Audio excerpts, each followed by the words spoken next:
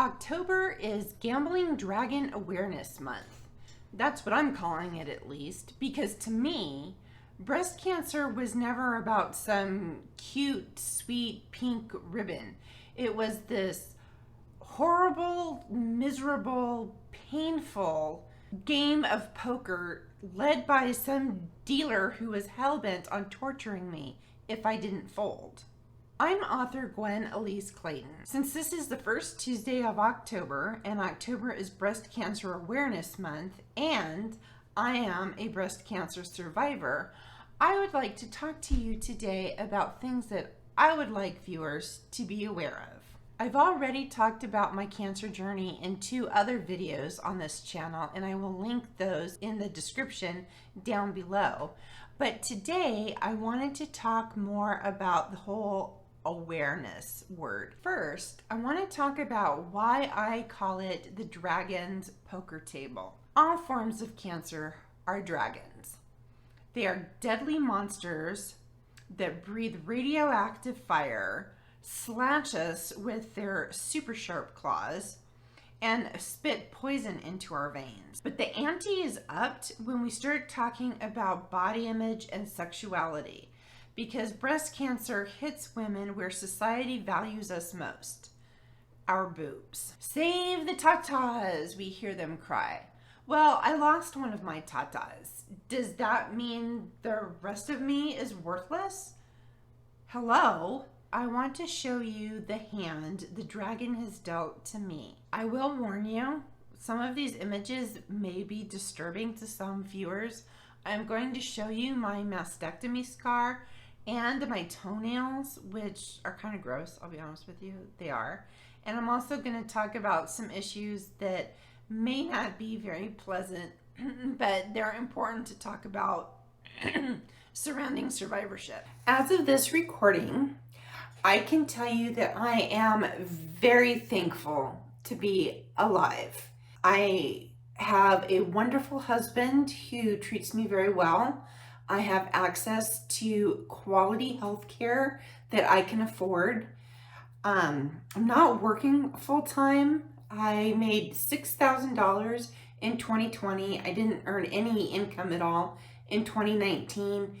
And so far in 2021, it hasn't been very much either. My only sources of income, other than my husband, who is a disabled veteran himself, but at least he does have a job. But my only source of income is Patreon, and then I have a couple freelance clients that I write for. And that is really all the work that I can do. I just had my disability hearing yesterday. I will do a whole other video on the BS that is the Social Security Administration, but I'm not going to complain too heavily right now because I'm hoping that they approve my claim. But I had my hearing yesterday, and even though most people find out the day of their hearing, I'm still waiting for some of my medical providers to supply some forms for the judge. So the administrative law judge gave us 2 weeks to get all of our papers in. We're just living on a very modest existence. We live in a 2-bedroom apartment in Fort Wayne, Indiana.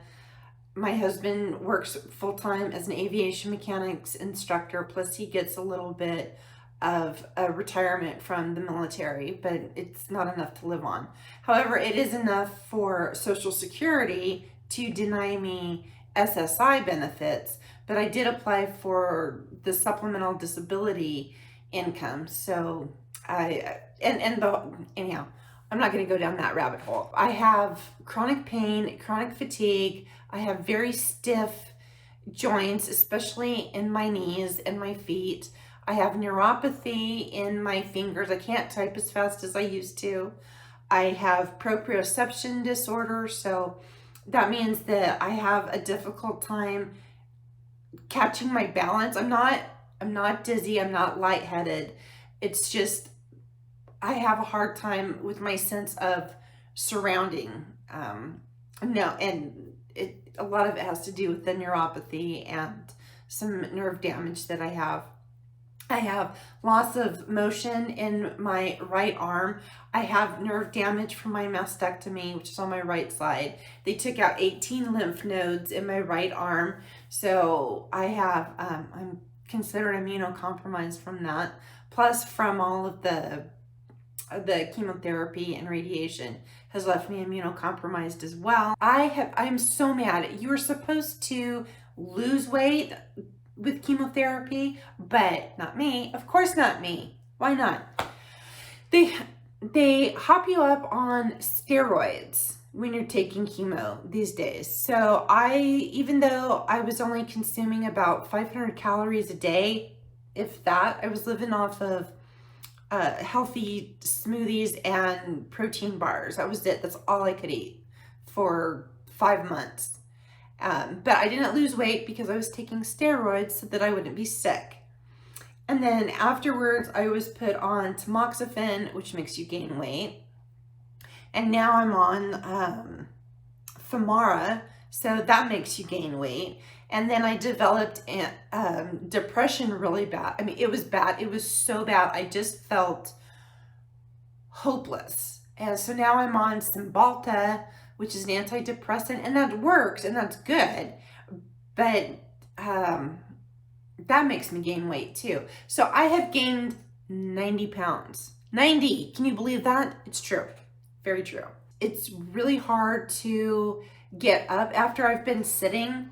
I don't really have, see, I move really slowly, and it's difficult to walk. It's difficult to climb up I cannot climb stairs at all. If I go to somebody's house and they have steps leading up to their front door, if they're really steep or if they don't have a railing, I can't do it. I can't do it. I am going to Turnstone Fitness Center for people with disabilities. So I do work out 3 times a week. They have a great program there for to help me do some cardio that I can do that's really weight bearing. They have this like recumbent stair stepper machine that has like ski poles. So I'm using all 4 limbs, and I can tilt my hips back so I can get my hips open up a little bit. So that's really good. Just trying to stay positive, trying to stay busy. I hate toxic positivity, of course, but I do want to, I just try to keep my mind focused on whatsoever things are good, whatsoever things are beautiful. Yeah, kind of that thing. I think that's from Philippians. It's a Bible verse my mom used to tell me. I just spend most of my day writing, binge watching YouTube and Netflix. Oh, Netflix. Midnight Mass. That is my current binge, and I love it. And I also subscribe to a whole bunch of YouTube channels. I cook very simple meals. I can't do a whole lot of cooking prep. Anything that is really laborious in the kitchen, I can't do. And I can't do cleaning and cooking at the same time.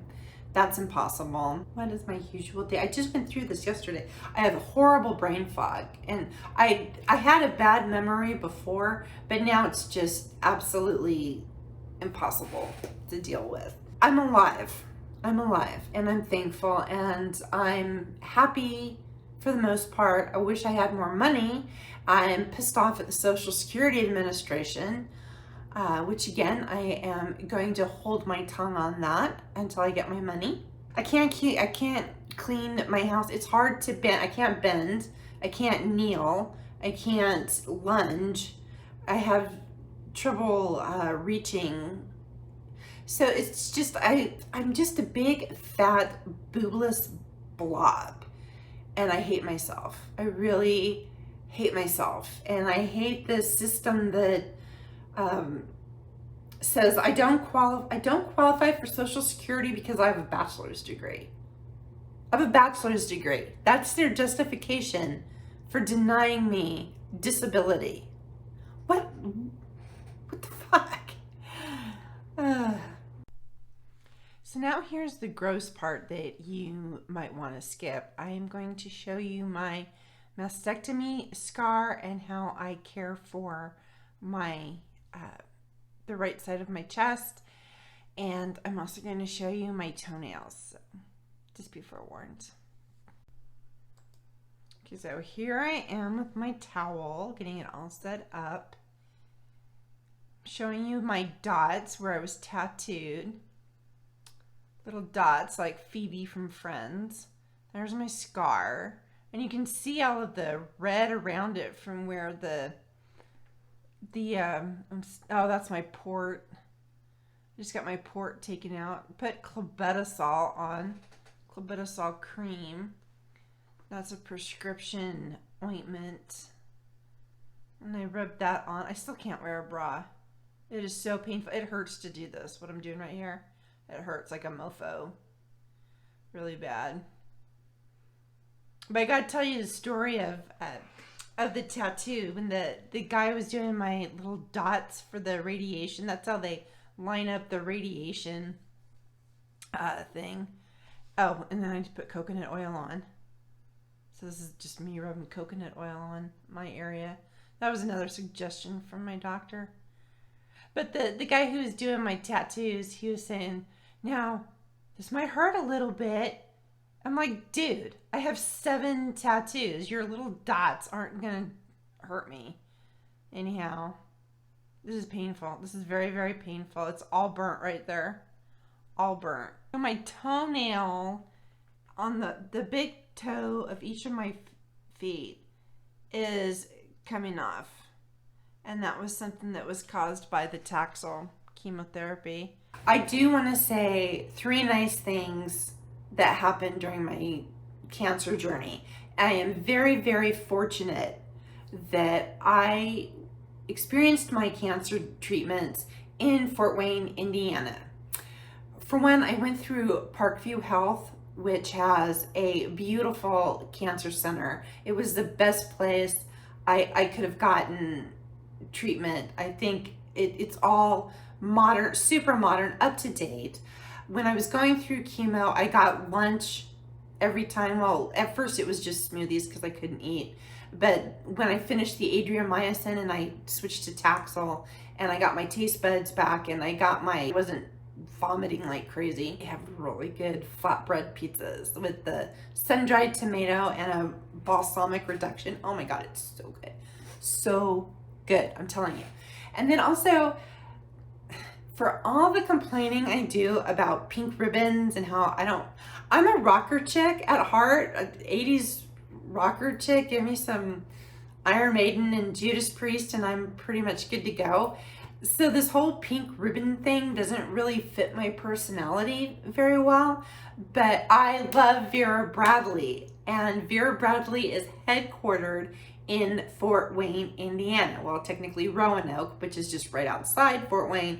But anyhow, they are headquartered here, and I have a whole collection. I have amassed a whole collection of Vera Bradley merchandise that I paid for. And then when I was going through my cancer treatments, the cancer center kept giving me all of these gifts from Vera Bradley that I've since regifted to other people because there was so much.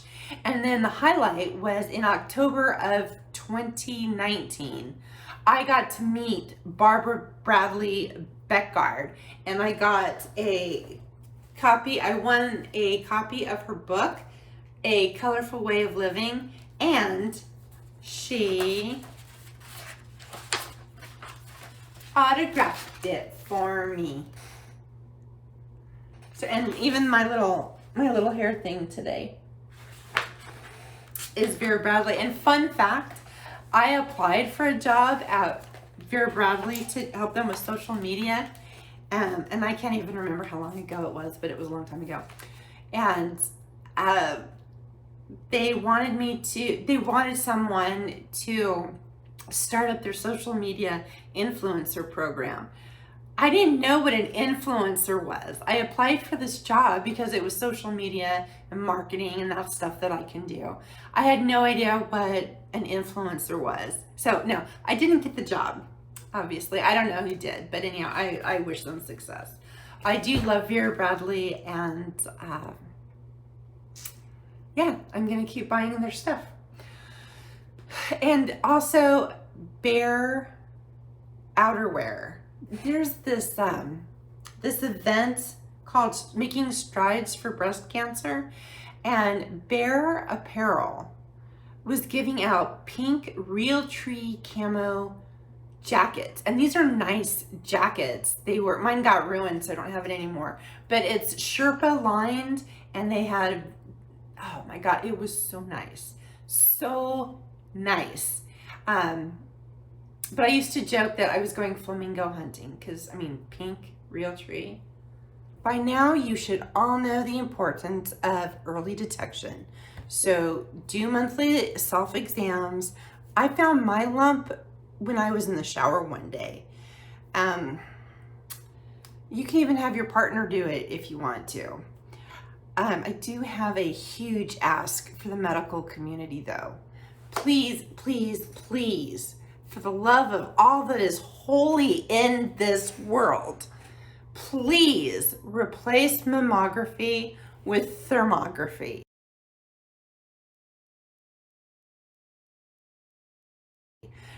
Mammograms are torture. They pull and twist and pinch and smash, and they just do all these horrible things to extremely sensitive areas of the body. And it's torture. It is absolute torture. And I have friends who do this thermography exam and they are totally happy with it. So please, can we please make this more universal, because mammograms suck. And I know they're important. Early detection is important, but mammograms are torture. So can we please work on that? Please, as a medical community, please work on that. Thank you.